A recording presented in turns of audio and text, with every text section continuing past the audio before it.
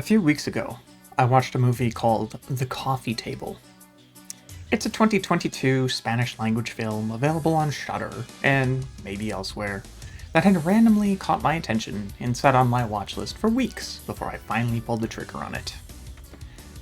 This movie is about a couple who have recently had their first child, and they buy this gaudy-looking coffee table. The first 20 minutes-ish, I don't know, are all build-up. Then there is an incident wherein the baby receives a rather severe head-related injury from the coffee table. From that point, the movie is basically 100% building tension until it all comes to a head in the last 5 minutes. I don't think I'd ever actually recommend the movie, mostly because I don't think that anyone I know would actually enjoy it, but I liked it, personally. So I watched this movie, and the very next day, I kid you not, I get a text telling me that my 1-year-old nephew has bashed his head open on the edge of a coffee table. Tears and blood everywhere. An all-around horrifying situation.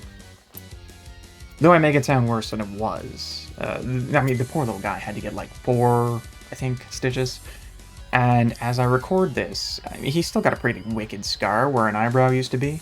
But as far as I'm aware, he's doing just fine. Had a rough time in the moment, but was happy and smiling just a couple hours later. And that's really kind of it for my latest story of an absolutely wild coincidence.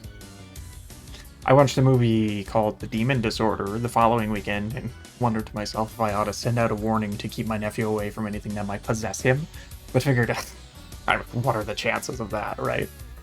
And just for the record, he was not possessed by anything the next day.